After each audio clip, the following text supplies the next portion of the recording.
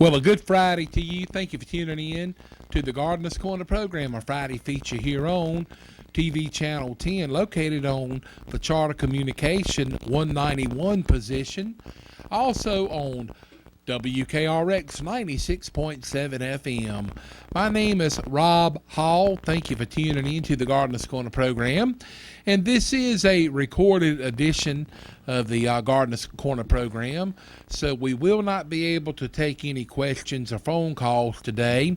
And the reason that we're having to do this, Carl has had several things going on as of recent that he has had going on a Friday, and so it was pretty much the only option that we had was to pre-record the show, which we really enjoy being here, having the show live, but of course, just sometimes it doesn't always work out that way. Yeah, that's right. So without further ado, please make welcome the big kahuna of himself, the Johnny Appleseed of asparagus, a man that wakes up in the morning ready to face any kind of challenge that is facing him. Please make welcome, all the way from the North Carolina Cooperative Extension Service, Mr. Carl Catalupi. And a good morning, my friend. Oh boy, Rob, that set me off. Well, my apologies for that. That's okay. Yeah, the reason why we weren't live last week is I was really under the weather, bad cough and cold, and I'm getting over it now. I'm a lot better than I was. Well, and you know this, the cold weather and snow of last week, and the snow that we have had this week, and the cold temperatures. I've always been told it's better to have a cold when the weather is cold than when it's hot, and I have experienced a cold when the weather was on the warm side, and that's even more so uncomfortable. Yeah. But certainly hoping that you're on the road to recovery. I think so. And anyway, we got a lot of useful information on the program today, just to jump right in and make mention of a couple of things. Carl has got a couple of fruit tree pruning demonstrations scheduled. One for Person County. It's going to be on Saturday, March the 7th. Right. And that's going to be at 251 Woodrow Ashley Road in Timberlake, Saturday, March the 7th at 10 o'clock. And then on Saturday, March the 14th, they will be in Granville County in Oxford on Horner Siding Road. Is that correct? Yeah, 6639 Horner Siding Road, just north of Oxford. So you can Google that very easily. 6639 Horner Siding Road in Oxford, also at 10 o'clock. There's no charge. Just come if you're interested, and we'll be pruning all different kinds of fruit trees and grapes and berries. Have plenty of time to answer questions, and we'll have pest control publications available as well. Well, you know, Carl, here it is. You just will say the end of February. Yeah. And it's time to start pruning. You know, a lot of different varieties of trees and things like that. Yep. And I know a lot of people, you know, probably had spring fever early and started to prune some trees early on. But, you know, several days last week, Yeah. It was extremely cold. And I know one morning here at the radio station, it was down to 0. Yeah. And with that kind of cold weather, if you done any early pruning, you may have a little bit of cold damage to some of your fruit trees. Unfortunately, with those single-digit temperatures, they really do plants in. And what I always say, it's a lot better to prune off your winter injury than than have winter injury on what you leave behind. So and we might see some damaged plants this year, and hopefully people will learn not to prune too early because of the temperature fluctuations that we have, especially where we live. It can be warm one day and the temperature can plunge down into the single digits, the next day, and this is really bad for plant tissues. They can't acclimate themselves that quick. It's all right if we start out with cold weather, in the winter, and it stays there and it gradually lowers. But this drastic fluctuations is no good for plants. Well, again, it is time to start pruning the trees. Now, I'm not saying that we won't have some really cold days, but hopefully we will have warmer days coming within the next several weeks or so. That's right. So if you want to go ahead and start pruning, but if you don't know how to prune the trees, as mentioned, it's going to be a fruit tree pruning demonstration here in Person County on March the 7th. And then in Oxford on Saturday, March 14th. And we'll have some radio ads running the week of those pruning demonstrations to kind of keep it fresh in your memory. So if you want to attend, by all means, certainly do so. That's good. And another thing that's coming up, too, I might mention, that we're mentioning different dates.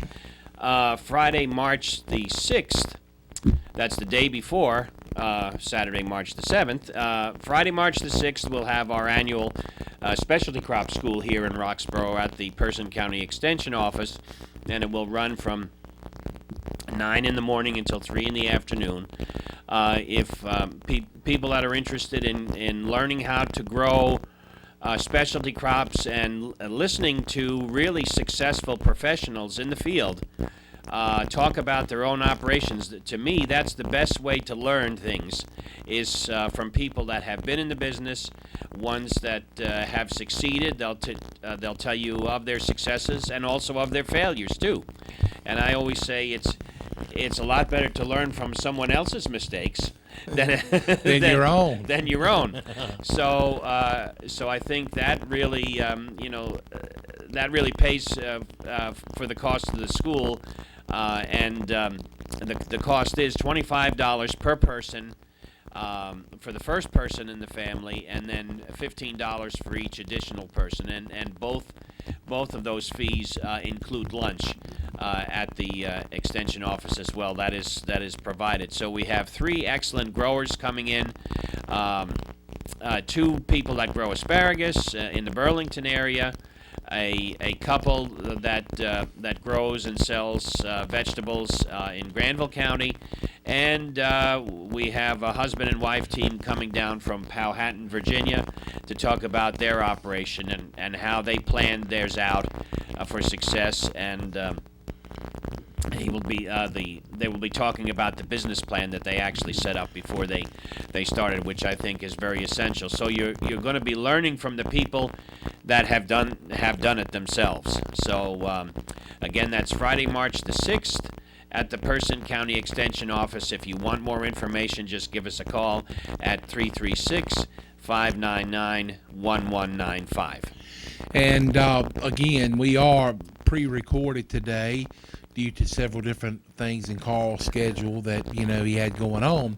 Carl, I know I'm kind of putting off getting to the topic at hand, but on the last show we had here, and of course we had to repeat it last week, but it was something kind of interesting that I had asked you to repeat. Okay. That you had said sometimes back, and I had someone make mention of it to me, and I think it's extremely interesting when we have had as cold of temperatures as we have. Yeah. And talking about the ground temperature, whenever you are planning certain things, the ground temperature has everything to do with whatever you're planning, so to speak. Sure. But Carl had told me sometimes back, and I'll get him to repeat it now, what is the coldest that the ground temperature will get, Carl? Well, it's surprising to many people, but the coldest the soil temperature will ever get is 32 degrees. And some people say, well, that can't be right because, we have much colder air temperatures and than that, and that's true. But but the air temperature, soil is a great insulator, and when it holds the temperature right at 32 degrees. So if we get colder air temperatures, that 32 degrees just goes further and further deeper into the soil. And that's what is sometimes referred to as the frost line. Mm-hmm. So if it gets colder, the soil just freezes deeper. And if that wasn't true, tree roots would not be able to survive. So, well, I find that very, very interesting. Yeah. Well, Carl, let's get a word on for T.G. Brooks Company, and after the break, we'll get into kind of the topic at hand. Carl has got some things that he wants to share with you, and we'll get into it right after we take a trip to downtown Timberlake and stop in at T.G. Brooks Company. You know, even though the calendar says it's February, we all know that spring 2015 is not far behind. There's plenty of time now to come to T.G. Brooks Company and get some sound advice for lawn preparation coming up soon. For an example, it's time to put out your pre-emergent, and they've got the granular pre-emergent and pre-emergent with fertilizer. It's so important for weed control. And also they have weed and feed. You want to be sure to perk up that lawn and get it ready with pre-emergent. And get your fertilizer, lime, and weed control right there at T.G. Brooks Company. Get your lawn off to a proper spring start. And to beautify your flower garden and shrubs around your home, T.G. Brooks Company carries hardwood as well as dyed mulches. And they'll sell it by the scoop or by the bag. They feature all of the popular lawn and garden chemicals and treatments, insecticides, herbicides, and they always carry the soils like topsoil, bulk planting soil, potting soil, cow manure, and pine needles to make your place look sharp. They have equipment for sale or for rent like spreaders, power pluggers, and lots of lawn and garden tools, and of course wheelbarrows. They have stepping stones and wall stones to beautify. And before you know it, old March will be here. They'll have all your flower garden and vegetables and your garden supplies. So when it comes to beautification and getting your lawn ready with that pre-emergent, come in today and talk over your plans at T.G. Brooks Company. Hey, remind you they have your water heater elements, thermostats, pressure relief valves, Taylor wood stove parts, Comfort Glow heaters for extra warmth. While you're there, be sure to take home several of those hand-cut ribeye steaks. Surprise your family tonight with delicious steaks. Prepare them on your grill.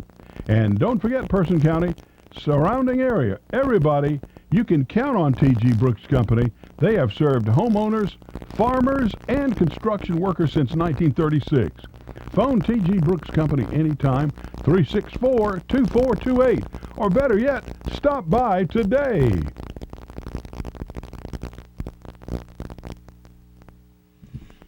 Here we are back on the Gardener's Corner program. My name is Rob Hall. Mr. Carl Cantalupi, our resident expert of the North Carolina Cooperative Extension Service. This is a pre-recorded edition of the Gardener's Corner program, so we're not able to take your telephone calls. But should you have a problem that you need an answer to, feel free to call up to the Person County Cooperative Extension Service office at 336-599-1195, and whoever answers, you can ask them the question, or if you want to speak with Carl, if he's not in the office, they will leave him a message, and Carl is extremely good about returning phone calls. And so anyway, but again, we apologize for the recorded edition, but sometimes you do what you have to. Yeah, between sicknesses and then having to be at other places at certain times. So that's right. Well, look, let's jump right in. All right. And you said you wanted to talk about some fruits and some things. Uncommon fruits, some tropical fruits that we generally don't talk about on the show because, of course, we can't grow them in our climate. And I thought one we'd talk about today. And for those of you that are my age or older, remember Jimmy Durante, and one of his famous songs was that he used to sing was "Yes, we have no bananas, we have no bananas today." And so I thought that'd be a good one to talk about, just to give a few interesting facts about bananas.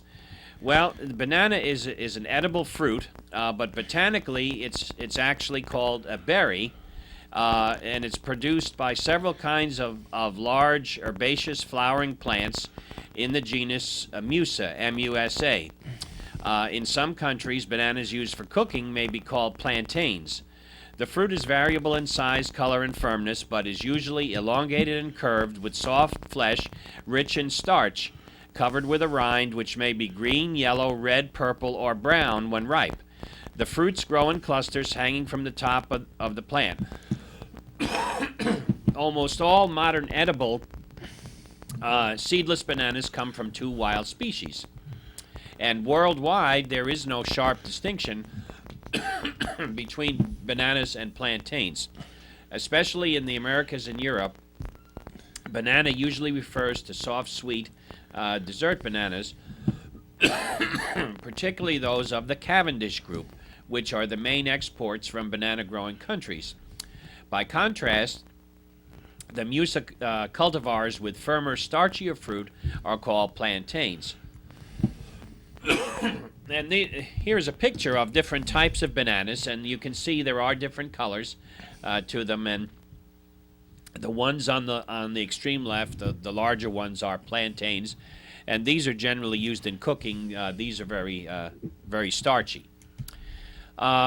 All the above-ground parts of the banana plant grow from a structure called a corm, C-O-R-M. Plants are normally tall and fairly sturdy and are often mistaken for trees, but what appears to be a trunk is actually a false stem or pseudostem. Bananas grow in a wide variety of soils, as long as the soil is at least 60 centimeters deep, has good drainage, and is not compacted. And here's a picture of a banana corm. This is what a shoot comes out of. It arises. Oh boy, excuse me. You okay, Carl? Yeah, it's just the. As I'm getting over this cough, the mucus comes up, and that's what. That's a good thing, but then when you're talking, it's very it's not so frustrating. Not so And good. That's right. Now, when a banana plant is mature, the corm stops producing new leaves and begins to form a flower spike, or another word for that is an inflorescence. A stem develops which grows up inside the pseudostem, carrying the immature inflorescence until eventually it emerges at the top. And each pseudostem normally produces a single flower inflorescence known as the banana heart. After fruiting, the pseudostem dies, but offshoots will normally have developed from the base so that the plant as a whole is a perennial. In the plantation system of cultivation, only one of the offshoots will be allowed to develop in order to maintain proper spacing. The female flowers, which can develop into fruit, appear in rows further up the stem, closer to the leaves, from the rows of male flowers. The ovary is inferior, meaning that the tiny petals and other flower parts appear at the tip of the ovary. The banana fruits develop from the banana heart in a large hanging cluster made up of tiers called hands, with up to 20 fruit to a tier. The hanging cluster is known as a bunch, comprising 3 to 20 tiers, or commercially known as a banana stem, and can weigh between 60 and 110 pounds. Individual banana fruits, commonly known as a banana or fingers, average is about a quarter of a pound, which approximately is 75% water and 25% dry matter. The fruit has also been described as a leathery berry. There's a protective outer layer, a peel or skin, with numerous long, thin strings which run lengthwise between the skin and the edible inner portion. The inner part of the common yellow dessert variety can be split lengthwise into 3 sections that correspond to the inner portions of 3 carpels by manually deforming the unopened fruit. In in cultivated varieties, the seeds are diminished nearly to non-existence. That means they're just about you can hardly make them out. Their remnants are tiny black specks in the interior of the fruit. Now, bananas, this is an interesting concept. Bananas are naturally slightly radioactive, more so than most other fruits because of their potassium content and the small amounts of the isotope potassium-40 found in naturally occurring potassium. The banana equivalent dose of radiation is sometimes used in nuclear communication to compare radiation levels and exposures. So I never didn't realized know that either. Yeah. And here's a picture of the banana flowers that will develop into the fruit, and you can see the formation of the fruit just below the female flower part at the tip. And in regions such as North America and Europe, the Musa fruits offered for sale can be divided into bananas and to plantains based on their intended use as food. Thus, the banana producer and distributor Chiquita produces publicity material for the American market which says that a plantain is not a banana. The stated differences are that plantains are more starchy and less sweet. They are eaten cooked rather than raw. They have a thicker skin which may be green, yellow, or black, and they can be used at any stage of ripening. Now, one disease that has been devastating to bananas is called Panama disease. It's a plant disease of the roots of the banana plants. It's a type of fusarium wilt caused by a fungus. The pathogen is resistant to fungicides and cannot be controlled chemically. And back in the 1950s, Panama disease wiped out the Gros Michel banana, which was the dominant variety at the time. It inflicted enormous costs and forced producers to switch to other disease-resistant varieties. However, new strains of Panama disease threaten the production of today's most popular cultivar, which is the Cavendish variety. Cavendish bananas are named in honor of William Cavendish, 6th Duke of Devonshire, who acquired an early specimen and from whose hothouses the varieties were first developed for commercial exploration worldwide. So the pathogen that affects bananas, it affects bananas worldwide. It has spread to Pakistan, the Philippines, and Indonesia. It's on the rise in Africa and Australia. It has yet to arrive in Latin America, but scientists believe it's only a matter of time. So scientists are trying to modify the banana plant to make it resist Panama disease and many other serious banana afflictions ranging from fungal, bacterial, and viral infections to burrowing worms and beetles. Researchers are combing remote jungles searching for new wild bananas. Hybrid bananas are being created in the hope of generating a new variety with strong resistance to diseases. Genetic engineers are adding genes from altogether different fruits, vegetables, and even fish. Some believe the best hope for a more resilient banana is through genetic engineering. However, the resulting fruit also needs to taste good, ripen in the correct amount of time, travel long distances, undamaged, and be easy to grow in great quantities. Currently, no banana meets all of those requirements. And because cultivated bananas are propagated by conventional vegetative propagation, that means rather than seed, rather than through sexual reproduction, each of the Cavendish clones are genetically identical and cannot evolve disease resistance. As there is currently no effective fungicide against Panama disease, some have speculated about a future where Cavendish cultivars are not usable for farming. In such a scenario, a separate cultivar may be developed as a replacement that happened with the Gros Michel variety. So that's a little history on what's going on, with bananas up to date. And this is another picture here that shows the Cavendish flowers and the fruit of the banana, and just showing, bananas sold. As we see them in the grocery store, they're sold while they're still slightly green in color. Well, Carl, as you were talking about bananas, whether you are using a banana to eat it as a fresh fruit or in a banana pudding, The potassium is good for you. But you say that bananas have some radiation in them. Yes, slightly radioactive. Yeah.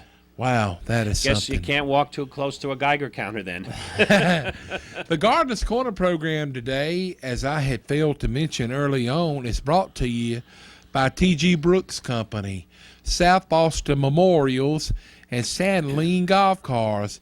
We'll take a trip down to Sandline Golf Cars, and we'll be back after this message from Sandline Golf Cars with more of this recorded edition of the Gardener's Corner program.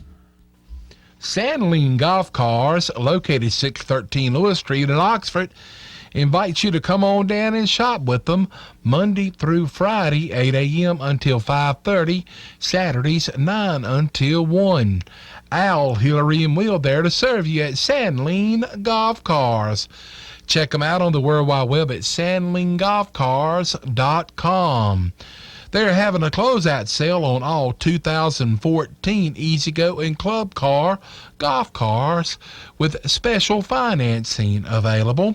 Also, if you're in need of an enclosed trailer, a dump trailer, open body utility trailers, or tow dollies, get them at Sandline Golf Cars.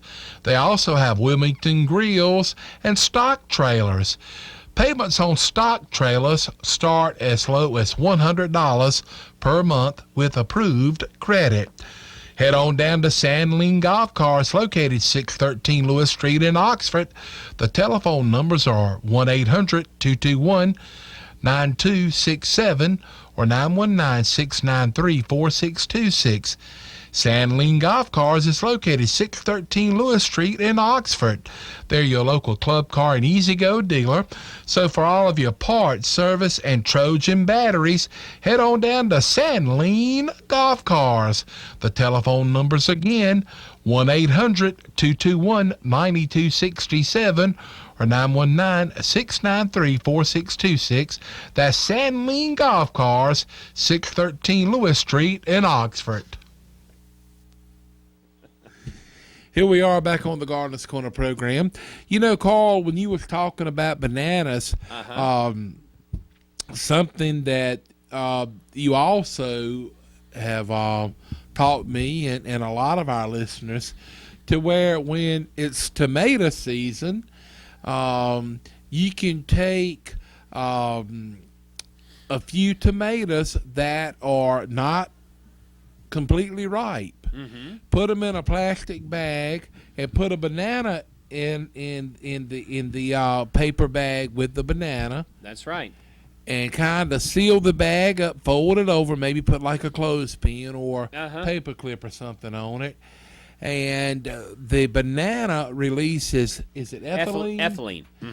And that will ripen the tomatoes up several days faster than them naturally ripening. That's right. And so that is quite interesting.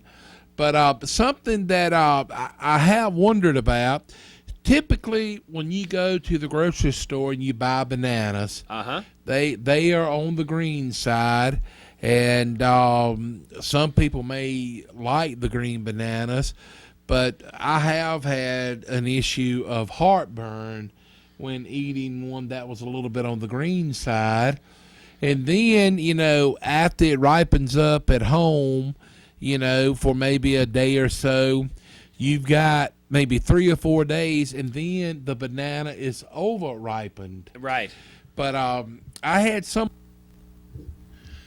Yes, with overripe bananas, someone had told me, peel them and put them like in a Ziploc bag or wrap them up in saran wrap or something and freeze them. Yeah. And you know what? When it's hot, a good frozen banana is a tasty treat. It is. And a lot of people dip them in chocolate. Yep. And Carl, we had talked about it on the break, you know, banana bread is extremely good, you know. Yep. A lot of people make banana nut bread and things like that. Exactly. But, back over Christmas, Mr. Bratcher brought a cake out here to the radio station that some of his family had made over the holidays. and it was like a banana nut bread. It was like a pound cake, and Carl, it was extremely delicious. Oh yeah, It yeah, really nice is, and but- nice and moist. Yeah. And I for one enjoy bananas. Believe you do enjoy them as well. Yeah, but I'm actually I'm having a problem now. You know, I'm getting so old as well. I'm afraid to buy green bananas in the grocery store. Well, you know, Donna Kay was telling us that she doesn't care for bananas. But while we're on the topic of bananas, and I know we're going to move on to a different subject, but I just thought of the joke. I don't remember how it goes, but something about a pair of shoes and bananas. Oh yeah. That's older than dirt. Yeah. One guy asks another guy, what makes the best shoe leather? He says, I don't know, but bananas make the best slippers. And whoever is comical in some of these movies, to where it'll be a banana peeling laying on the ground and someone will step on it and slip up. That was the famous one. If you remember back in 1963, it's a mad world. All the comedians that were alive of the day appeared in that film. The film was almost 3 hours long. It played in the movies. I remember I was 9 years old, and I went in to see it, and they had anybody that you could think of at the time that was a comedian, and Ethel Merman was in there, and the scene closed with everybody was in a hospital in traction, hanging in traction in hospital beds, and they were all feeling bad because they were all in the race to see who would be the first to find all this a suitcase full of money. And everything backfired on them, and they were all laying up. They were all hurt in the hospital, and then Ethel Merman comes in, walking and yelling and screaming at everybody, you guys and everything, and Buddy Hackett throws a banana peel on the floor. She slips, falls on her butt, and then just everybody just erupts into laughter. So that's how that movie ended. Wow. But we are pre-recorded today. Carl had some other things going on and was unable to be here live today, but got some topics that we're talking about that don't get to talk about them much because a lot of other times when we're live in the studio receiving telephone calls and everything, but it's kind of neat to touch on some of the things that we eat and enjoy, but we don't grow them around here. And one such thing is coconut. Absolutely. And the coconut tree is a member of the palm family. It is the only accepted species in the genus Cocos. The term coconut can refer to the entire coconut palm, the seed, or the fruit, which botanically is a drupe, D-R-U-P-E, not a nut. The spelling coconut is an archaic form of the word. It's derived from the 16th century Portuguese and Spanish coco, meaning head or skull, from the three indentations on the coconut shell that resemble facial features. Now, the coconut is found throughout the tropic and subtropic area. The coconut is known for its great versatility, as seen in the many uses of its different parts. Coconuts are parts of the daily diets of many people. They're different from other fruits because they contain a large quantity of water, in quotes, and when immature, they are known as tender nuts or jelly nuts and may be harvested for drinking. When mature, they still contain some water and can be used as seed nuts or processed to give oil from the kernel, charcoal from the hard shell, and I don't know how you pronounce the word, coir, C-O-I-R, from the fibrous husk. And a lot of greenhouse tomato growers will use this fibrous husk as a growing medium for their tomatoes. It's kind of like a bark material. Now, the endosperm is the milk of the coconut is sometimes referred to as liquid endosperm, because that's the nutritious part. The milk is very nutritious. As development continues, cellular layers of endosperm deposit along the walls of the coconut, being the edible coconut flesh. When dried, the coconut flesh is called copra. The oil and milk derived from it are commonly used in cooking and frying. Coconut oil is also widely used in soaps and cosmetics. The clear liquid coconut water within is potable, meaning that it's drinkable. The husks and leaves can be used as a material to make a variety of products for furnishing and decorating. The palm produces both the female and male flowers on the same inflorescence. Thus, the palm is monoecious. That means you have separate male and female flower parts on the same plant, just like cucumbers and squash. They're also monoecious. Other sources use the term polygamomonoecious. That's a big word. The female flower is much larger than the male flower. Flowering occurs continuously. Coconut palms are believed to be largely cross-pollinated, although some dwarf varieties are self-pollinating. So here you see the coconut palm flowers here, and I suspect what you're seeing in the center is the male flower there. And again, we said botanically the coconut fruit is a drupe, not a true nut.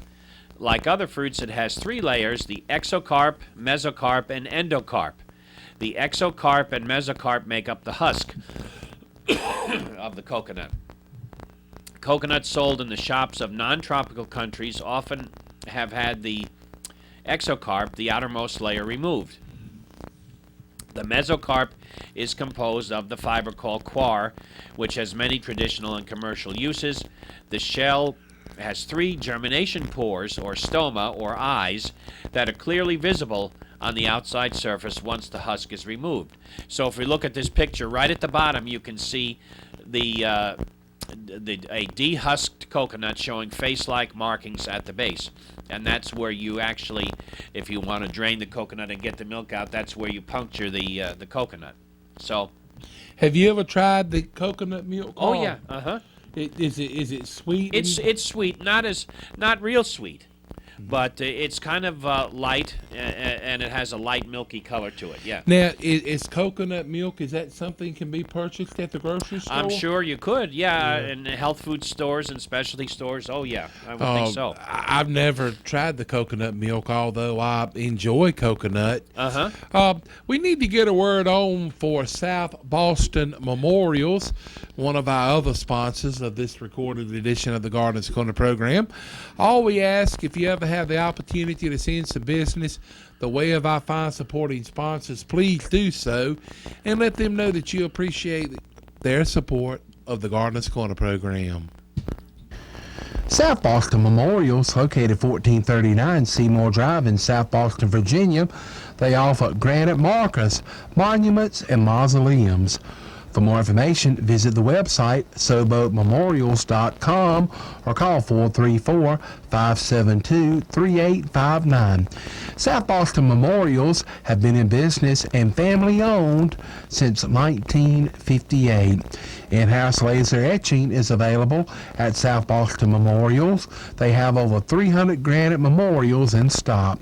For all of your granite markers, monuments, and mausoleums, stop in and see them right there at South Boston Memorials, located 1439 Seymour Drive in South Boston, Virginia, or call them at 434-572-3859 and visit the website SoboMemorials.com.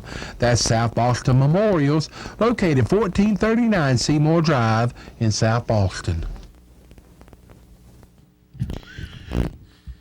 Here we are, back on the Gardeners Corner program. Special thanks to Miss Donna K. Huff Albright for helping out with the filming of this recorded edition of the Gardeners Corner program.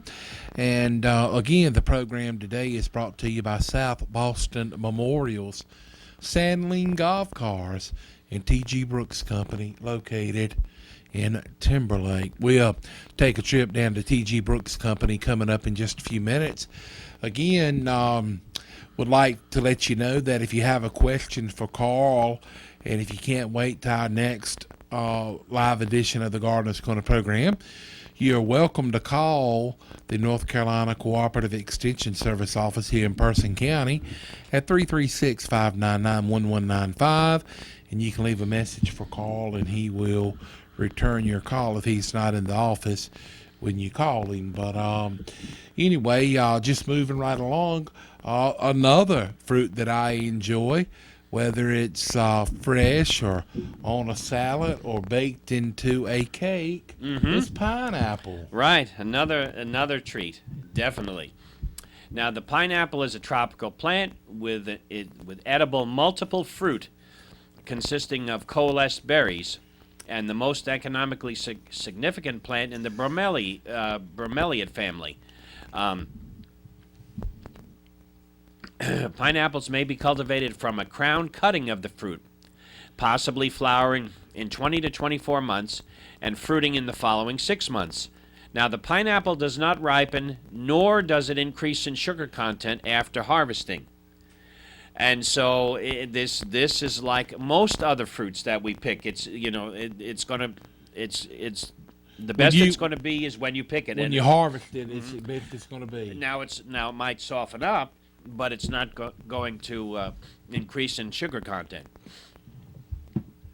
Now, pineapples are consumed fresh, cooked, juiced, and preserved, and are found in a wide array of cuisines.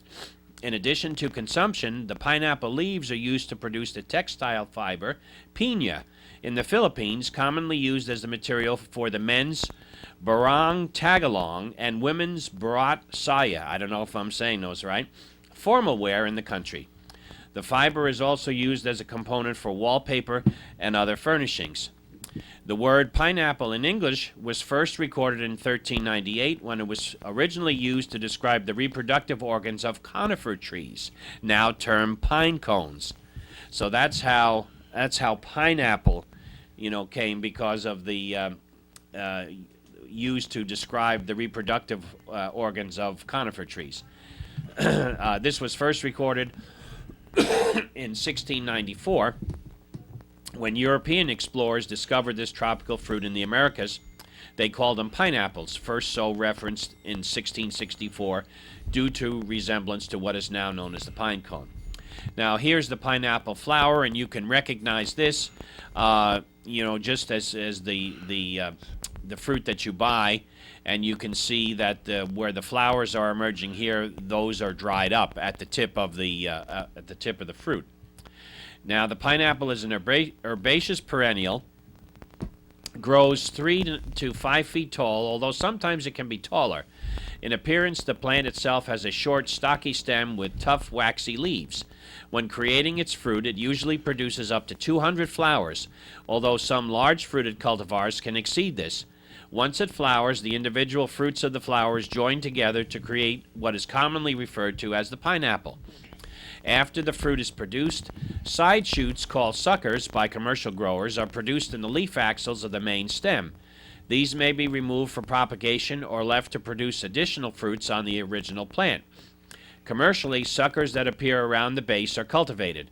It has 30 or more long, narrow, fleshy, trough-shaped leaves with sharp spines along the margins that are 1 to 3 feet long, surrounding a thick stem. In the first year of growth, the axis lengthens and thickens, bearing numerous leaves in close spirals. After 12 to 20 months, the stem grows into a spike-like inflorescence up to 6 inches long, with over 100 spirally arranged trimerous flowers, each subtended by a bract. Flower colors vary depending on the variety, from lavender through light purple to red. The ovaries develop into berries which coalesce into a large, compact, multiple accessory fruit. The fruit of the pineapple is arranged in this is amazing. The fruit of the pineapple is arranged in 2 interlocking helices, 8 in one direction, 13 in the other, each being a Fibonacci number. Now, Fibonacci was an Italian mathematician, and he theorized about math, and I can't remember from my high school, but I remember talking about the Fibonacci number, and I mean just how this pineapple is described. It's kind of like an architectural feat, how everything is arranged and put together. Right.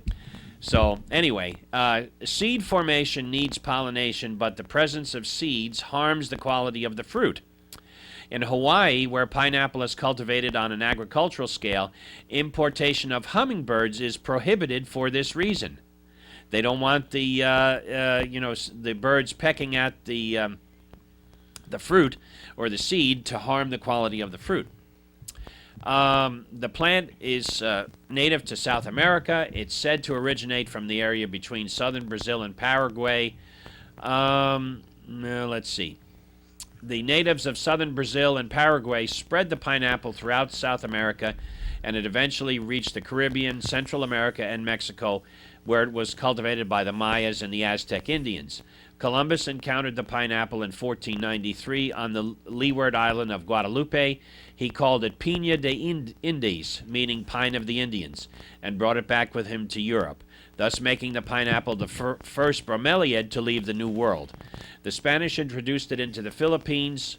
Hawaii introduced it in the early 19th century. First commercial plantation was in 1886. The fruit is said to have been first introduced in Hawaii when a Spanish ship brought it there in the 1500s. The fruit was cultivated successfully in European hothouses and pineapple pits beginning in 1720. Some interesting facts about Yeah. the pineapple. Uh-huh. Well, we're going to squeeze a word on right now for T.G. Brooks Company, located down in Timberlake, been in business since 1936.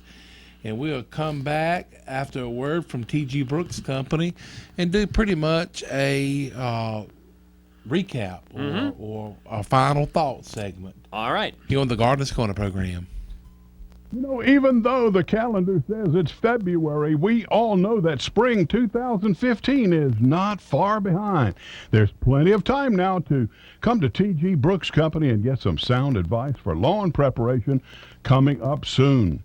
For an example, it's time to put out your pre-emergent, and they've got the granular pre-emergent and pre-emergent with fertilizer. It's so important for weed control. And also they have weed and feed. You want to be sure to perk up that lawn and get it ready with pre-emergent. And get your fertilizer, lime, and weed control right there at T.G. Brooks Company. Get your lawn off to a proper spring start. And to beautify your flower garden and shrubs around your home, T.G. Brooks Company carries hardwood as well as dyed mulches. And they'll sell it by the scoop or by the bag. They feature all of the popular lawn and garden chemicals and treatments, insecticides, herbicides, and they always carry the soils like topsoil, bulk planting soil, potting soil, cow manure, and pine needles to make your place look sharp. They have equipment for sale or for rent like spreaders, power pluggers, and lots of lawn and garden tools, and of course wheelbarrows. They have stepping stones and wall stones to beautify. And before you know it, old March will be here. They'll have all your flower garden and vegetables and your garden supplies. So when it comes to beautification and getting your lawn ready with that pre-emergent, come in today and talk over your plans at T.G. Brooks Company. Hey, remind you they have your water heater elements, thermostats, pressure relief valves, Taylor wood stove parts, Comfort Glow heaters for extra warmth. While you're there, be sure to take home several of those hand-cut ribeye steaks. Surprise your family tonight with delicious steaks. Prepare them on your grill. And don't forget, Perkin County, surrounding area, everybody, you can count on T.G. Brooks Company. They have served homeowners, farmers, and construction workers since 1936. Phone T.G. Brooks Company anytime, 364-2428. Or better yet, stop by today. All right, here we are back on the Gardener's Corner program. Carl, we've got maybe about a minute to a minute and a half All right. to kind of do a wrap-up of the show and final thoughts. And anyway, we talked about coconuts, pineapples, and bananas today. Yeah. And we'll just finish right up here with the pineapple with the last slide. John Kidwell is credited with the introduction of the pineapple industry to Hawaii.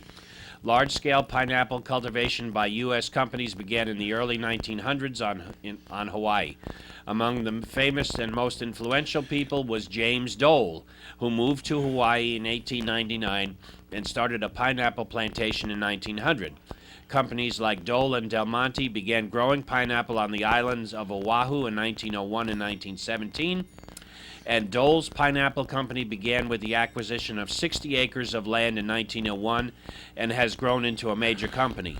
The Maui Pineapple Company began pineapple cultivation on the island of Maui in 1909, and in 2006, Del Monte announced its withdrawal from pineapple cultivation in Hawaii, leaving only Dole and Maui Pineapple Company in Hawaii as the U.S. largest growers of pineapples.